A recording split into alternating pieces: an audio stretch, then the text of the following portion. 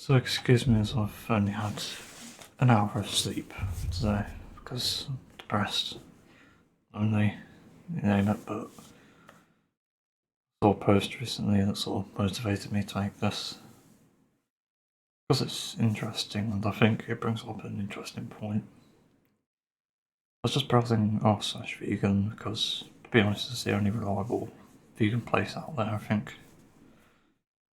There's some Discords that hit on this.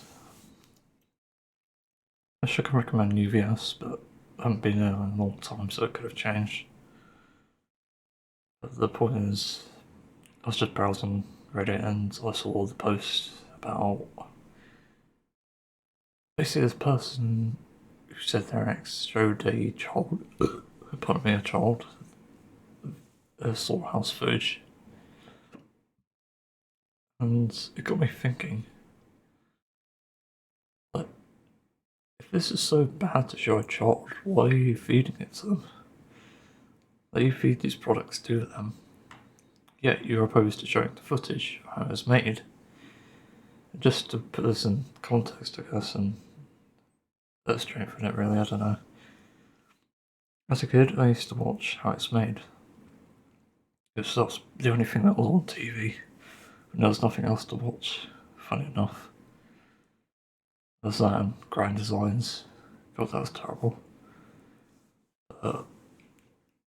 Yeah, How It's Made was usually really good because it showed you a factory process of how most common products are made. It didn't show you the animal cruelty part, but to be fair, things that didn't involve animal cruelty anyway, those were good. Those showed you how you made it and you're comfortable with watching it because that's how it's made, actually. And there's technically not much wrong with it unless there's like problems behind the scenes like slavery and whatnot, mines or whatever. This is how it's made, and I think if it was more honest, it should be, actually.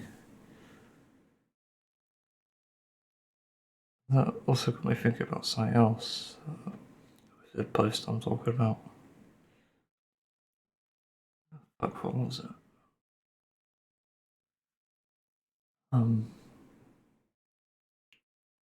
Yeah, also, I think it says a lot about your position and inconsistencies than it does anyone else. Because the way I see it,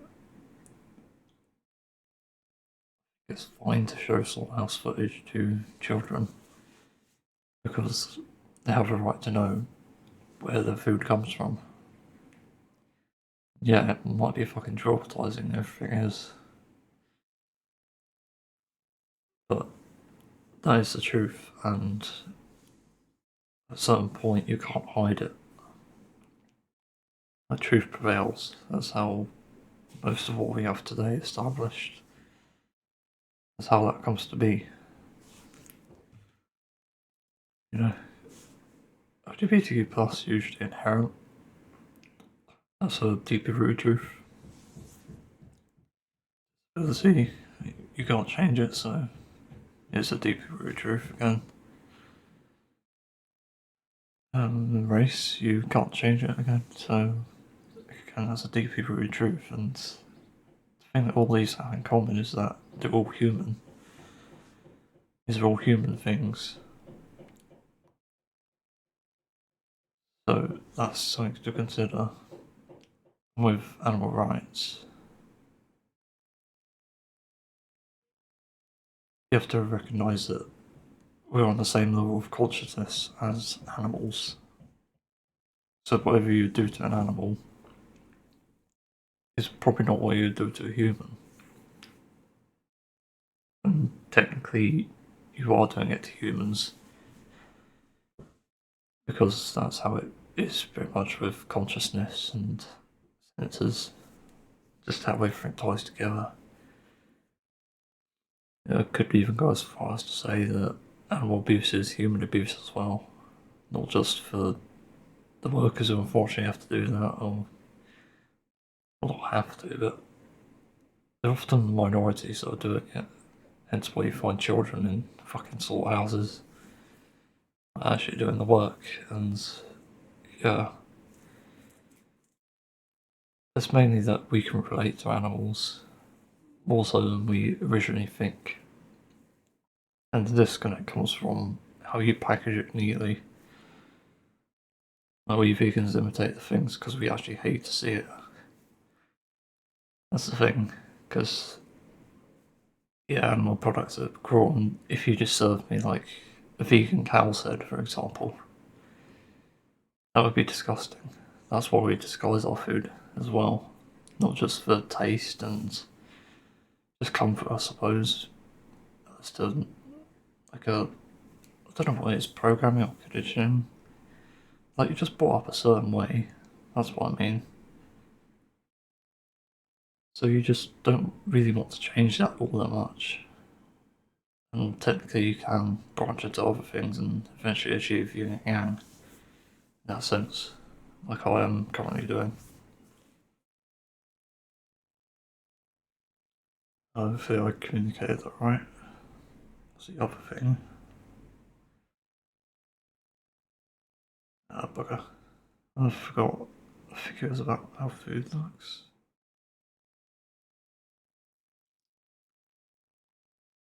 Yeah, we just basically connect to animals on a conscious level, and that in itself is more than enough reason to leave them the fuck alone.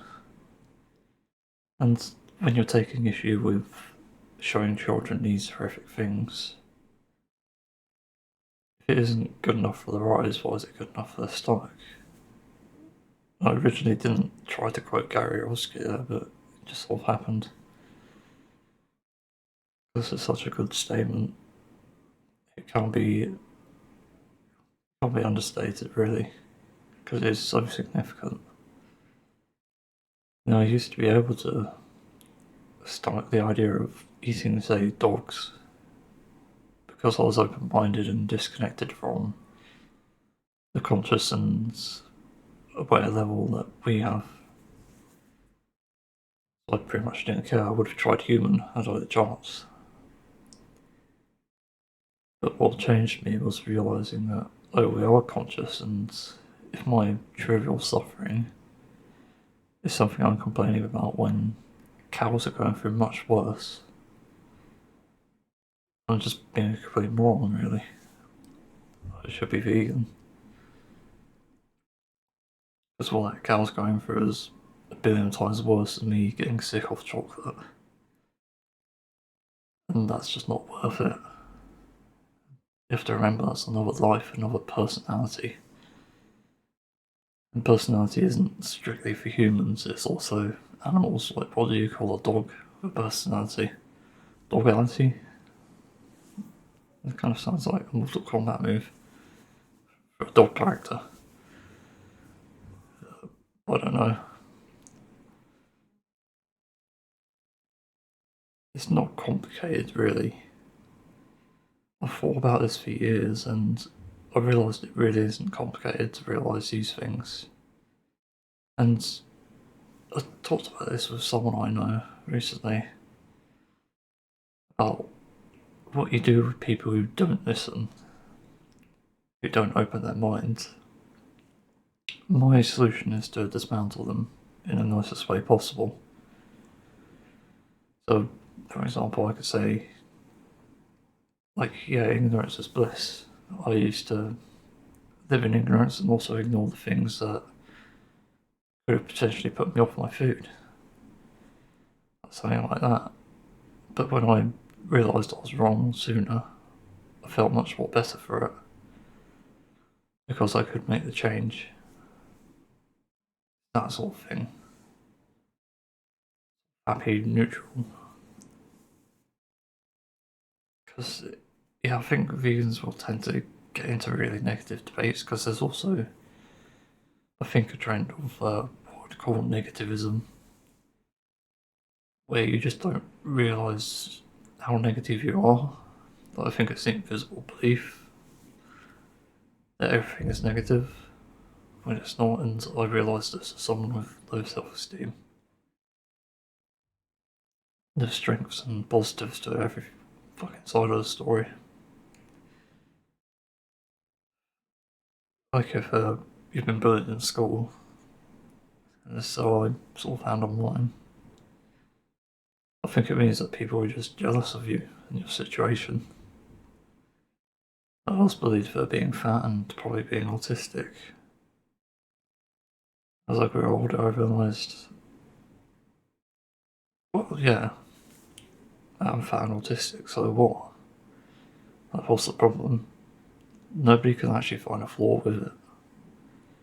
And that's the thing, if you were to apply adult logic to those children back then, they're wrong, and they don't have any weight on you now. So fundamentally, you're stronger than them, stronger than they ever will be.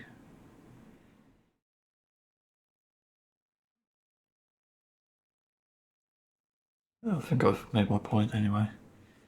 I think people find that interesting. I'm not doing a fancy edit or something like that. Again, I've only had an hour of sleep.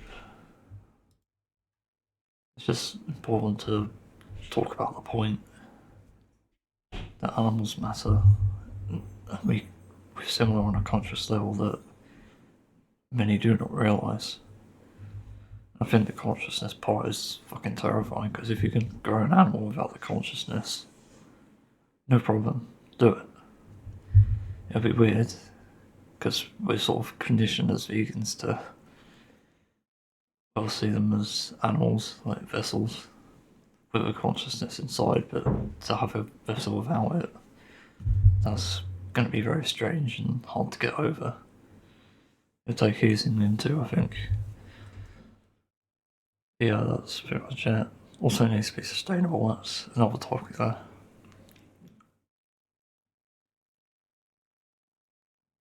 So all I can wish people do is please consider the facts.